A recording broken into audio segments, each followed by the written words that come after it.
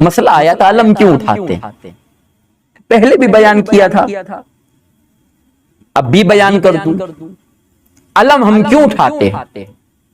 کوئی تو ریزن ہوگا علم اٹھانے کا، سنی علم کیوں اٹھایا جاتا ہے۔ صحابہ کرام کی ایک بہت بڑی جماعت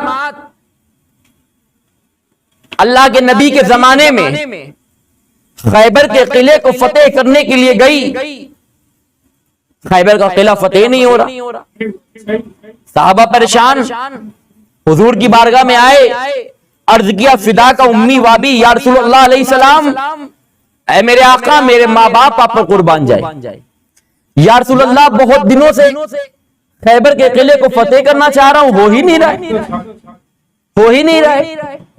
اللہ کے نبی نے کہا پریشان مت اپنے اپنے گھروں کو جاؤ، صبح کو آنا، میں ایسے مرد کے ہاتھ میں علم دوں گا، اور کریے گا علم کیا ہوتا ہے؟ علم کو ہم عربی میں کہیں تو علم، انگلش میں کہیں تو فلیگ، ہندی میں کہیں تو جھنڈا، جو جھنڈا ہے وہی فلیگ ہے، وہی علم ہے، بات ایک ہی ہے۔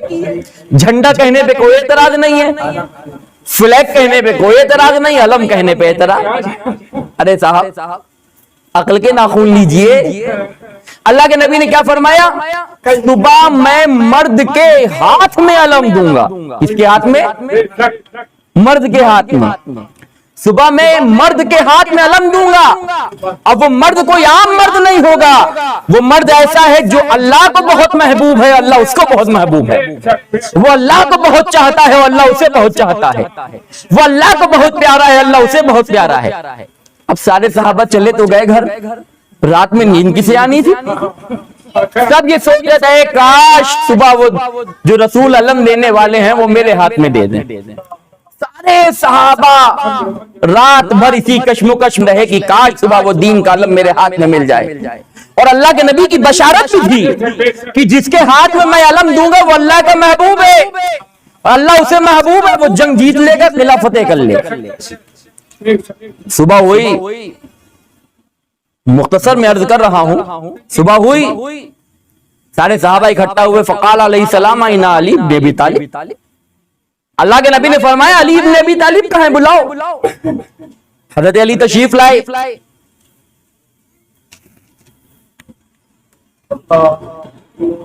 اور جب مولا ابن علی تشریف لائے، مولا علی ابن ابی طالب جب تشریف لائے تو اللہ کے نبی صلی اللہ علیہ وآلہ وسلم نے ایک علم، دین کا علم، اسلام کا علم، صداقت کا علم، شجاعت کا علم، بہادری کا علم، اپنی دعاؤں سے پر، اپنے رب کے کرم سے پر، اس علم کو اللہ کے نبی نے علی کے ہاتھ میں پکڑا دیا، علی یہ لو، چلے جاؤ۔ تو ظاہر سی بات ہے اب اسلام کو طاقت دکھانے کی ضرورت تھی نا، جو قلعہ فتح نہیں ہو رہا تھا اس سے پہلے کہ مسلمانوں کو کوئی تانا دیتا کہ ان میں کوئی بہادر نہیں ہے، اب طاقت دکھانے کی ضرورت تھی، تو اب طاقت ایسے شیر کی دکھانی تھی جو دنیا کا شیر نہیں، اسد اللہ ہے، جو اللہ کا شیر ہے، جو دنیا کا شیر نہیں، جو اسد اللہ، اللہ کا شیر ہے، طاقت اس کی دکھانی تھی۔ اسد اللہ، اللہ کے شیر کے ہاتھ میں اللہ کے نبی نے دین کا علم دے دیا، لی لو چلے جاؤ، اور خیبر کے قلعے کو فتح کر کے واپس آؤ۔ مولا علی چلے گئے، حضرت مولا علی تشریف لے گئے، اور تشریف لے جانے کے بعد اللہ کے نبی نے دین کا علم علی کے ہاتھ میں دیا تھا، وہ علم مولا علی ابن ابی طالب کے ہاتھ میں ہے، اور جانتے ہیں خیبر کیسے فتح ہوا؟ تمام لوگوں نے جب مولا علی کو آتے دیکھا، اب وہ دروازہ خیبر کے قلعے کا جس کو 100 لوگ مل کے ہلا بھی نہیں پا رہے تھے، علی ابن ابی طالب نے ہلایا، اکھاڑا، ہاتھ میں لیا، ڈھال بنایا اور اندر آ گئے۔